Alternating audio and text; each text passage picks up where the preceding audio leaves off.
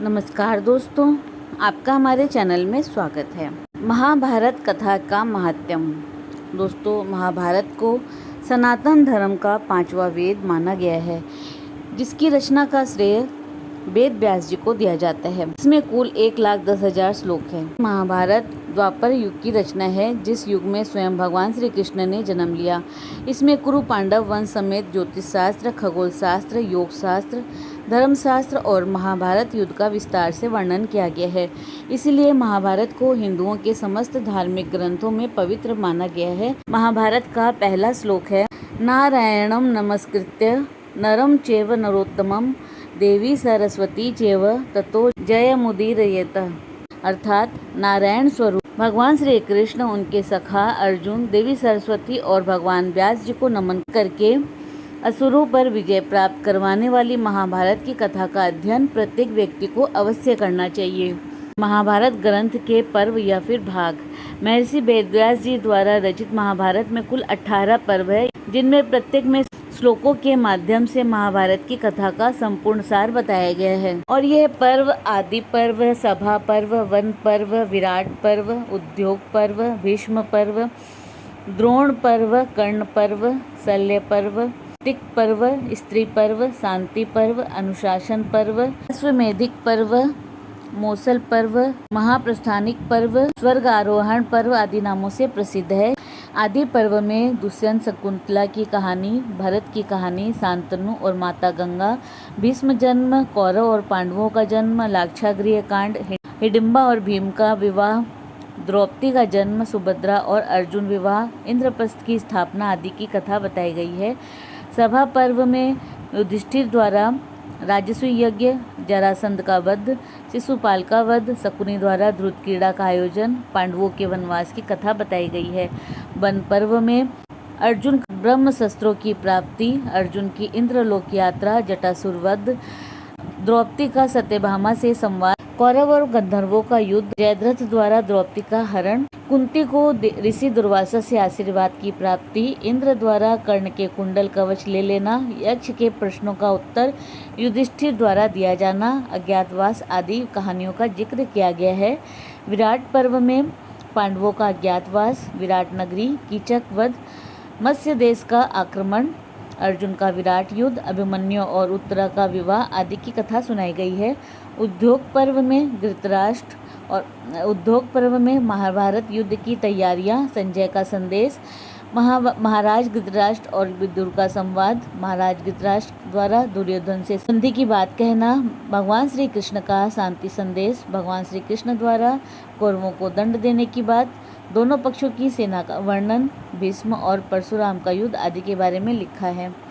भीष्म पर्व, इसमें महाभारत युद्ध संबंधी नियम, दोनों पक्षों की सेना का आमना सामना, श्रीमद् भागवत गीता का व्याख्यान, भीष्म का बाणों की सैया पर लेटना आदि वर्णित है। द्रोण पर्व में भीष्म वध, कर्ण का प्रधान सेनापति बनना, द्रोणाचार्य के चक्रव्यूह का निर्माण, अभिमन्यु की मृत्यु, अर्जुन द्वारा जयद्रथ को मारने की प्रतिज्ञा लेना, अर्जुन का कौरव सेना से भयंकर युद्ध, कर्ण द्वारा घटोत्कच का वध, धृष्टद्युम्न द्वारा गुरु द्रोणाचार्य की वध की कहानी को बताया गया है।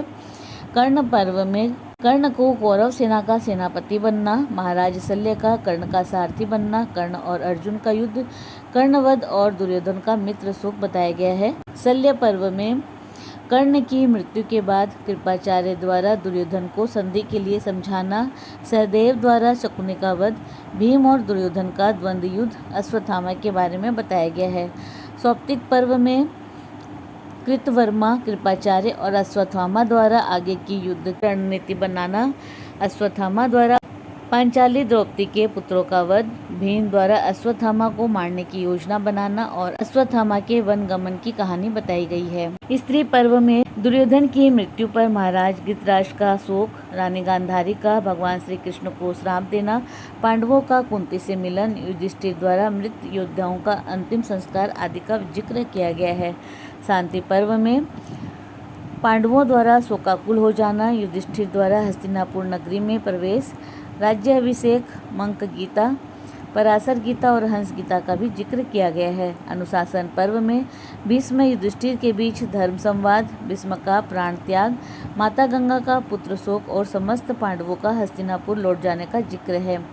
अश्वमेधिक पर्व में अश्वमेध यज्ञ, ब्राह्मण गीता का उपदेश, भगवान श्री कृष्ण द्वारा युधिष्ठिर को वैष्णव धर्म विषय का ज्ञान, वर्णन आदि किया गया है।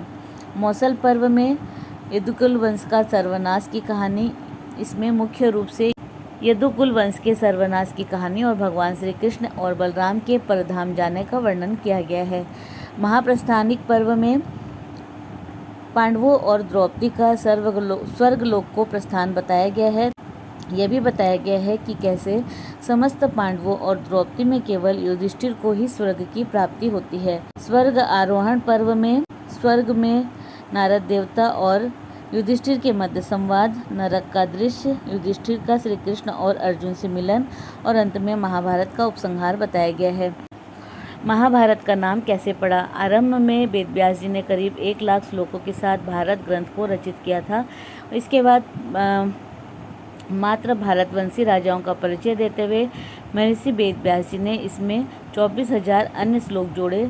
ऐसे में महाभारत को पहले भारत ग्रंथ से जाना जाता था।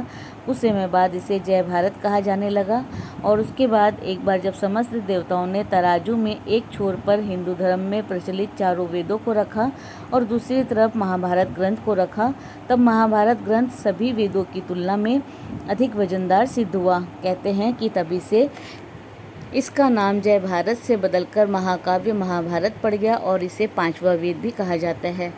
महाभारत का लेखन कार्य महर्षि वेद व्यास जी ने महाभारत की रचना संस्कृत भाषा में की है। साथ ही इसे महर्षि वेद व्यास जी ने विघ्नहर्ता भगवान श्री गणेश की सहायता से लिखा था। कहते हैं कि महर्षि वेद व्यास जी ने महाभारत की कथा भगवान गणेश के साथ हिमालय की तलहटी में मौजूद एक गुफा में बैठकर लिखी थी, जहां गणेश जी ने महर्षि वेद व्यास जी के सामने एक शर्त रखी कि वे महाभारत की कथा लिखते समय महर्षि वेद व्यास जी की कथा सुनाते हुए बीच में रुकेंगे नहीं। इसी शर्त पर भगवान गणेश महाभारत की कथा लिखने के लिए तैयार हुए। ऐसे में महर्षि वेद व्यास जी ने भी भगवान गणेश से कहा कि ठीक है, लेकिन मेरी भी एक शर्त है कि आप महाभारत की कथा लिखते समय जो भी श्लोक लिखेंगे उसका पहले अर्थ जानेंगे। ऐसे में जब तक भगवान गणेश व्यास जी के श्लोक समझ कर लिखते, तब तक व्यास जी अन्य श्लोक को रचित कर देते थे। इस प्रकार महाभारत के प्रथम दृष्टा वेद व्यास जी और भगवान गणेश के 3 साल तक परस्पर सहयोग से हिंदुओं के महाकाव्य महाभारत का लेखन कार्य संपन्न हुआ, जिसका सबसे पहले अध्ययन महर्षि वेद व्यास जी के पुत्र सुखदेव जी ने किया था और महाभारत का सर्वप्रथम वाचन वैशंपायन ऋषि ने किया। महाभारत ग्रंथ का वाचन जिस राजा जन्मेजय की सभा में हुआ था, वह पांडव अर्जुन के पुत्र और राजा परीक्षित के ही बेटे थे। कहते हैं कि महाभारत में जो व्याप्त है वह आपको संसार में कहीं और देखने को नहीं मिलेगा, इसीलिए महाभारत की कथा को प्रत्येक व्यक्ति को जानना चाहिए। दोस्तों, इसी प्रकार और भी रोचक जानकारी के लिए आप हमारे चैनल को लाइक, शेयर व सब्सक्राइब करें। हमारे चैनल में विजिट करने के लिए धन्यवाद।